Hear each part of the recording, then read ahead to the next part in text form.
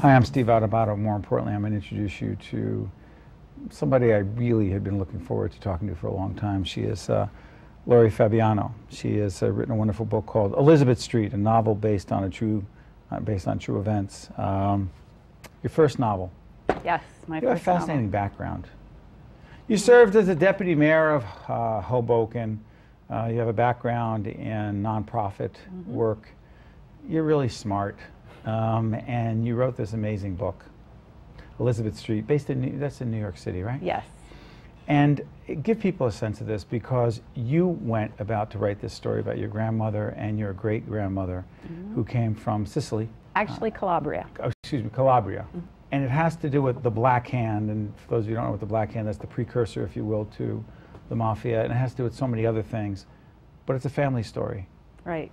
It's a family story. What is it, and why did you do it? So when I was 16 years old, I was watching an old black and white movie with my grandmother, and she wasn't paying attention. She was knitting a peace sign for my jeans, which dates me, obviously. And all of a sudden, she caught wind of what was happening on the screen. Yes, that's me and Nanny.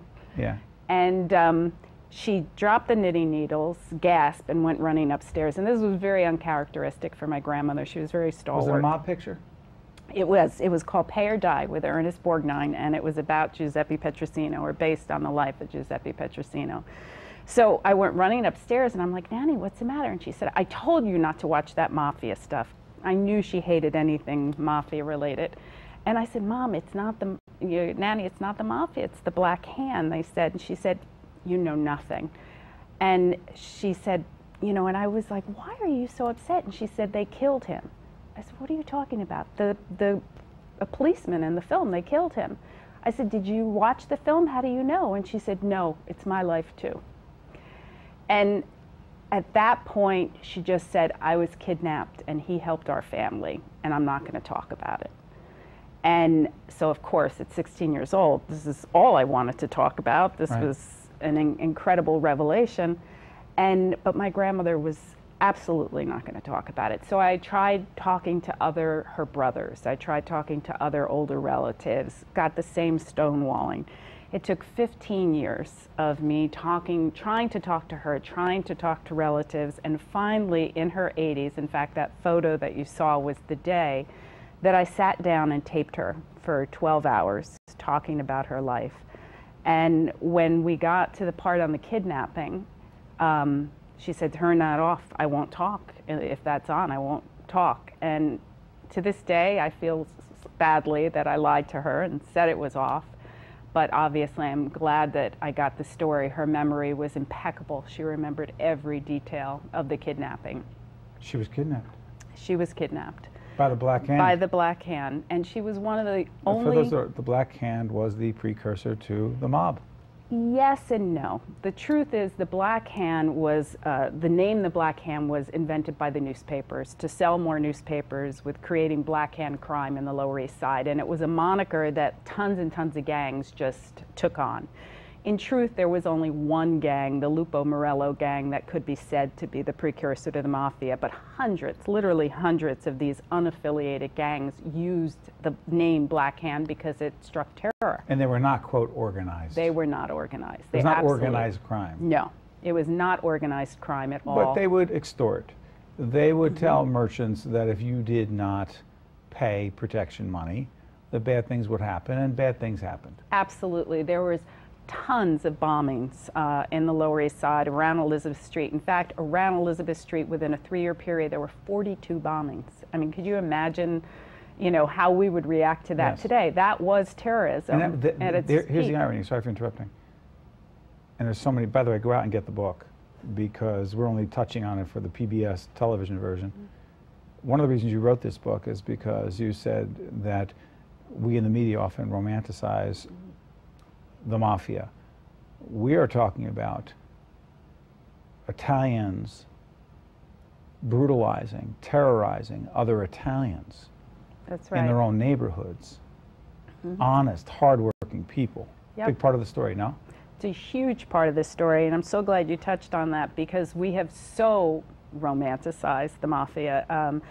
The Godfather just started it, and there's virtually no, of course there was a mafia. Was it as romantic as they've made it seem? Not even close. These were thugs. These were ignorant thugs. And the reason there were so many of them was Italy at the time had incredibly strong laws for parolees. So when you got out of jail, you had to check in every day at the police station. You couldn't go into a bar. You couldn't carry a weapon. So who they came to here. the United States? All, every single parolee came to the United States, and they would, of course, be smuggled in on the ships, and to pay for their passage, they would do a job and move on to another city. So they would do these bombings, they would do these, kidnappings, and they were ruthless because they were in flux, and the police really had no power, because the other thing is Italians absolutely didn't trust authority. They trusted each other. They trusted their own tribes, which tended to be their villages. There's so many things going on in my head because, and we're going to really not do justice to this, but one of the things in the book that strikes me is, and again, it's a novel based on true events, and I was trying to figure out who was who, but your grandmother.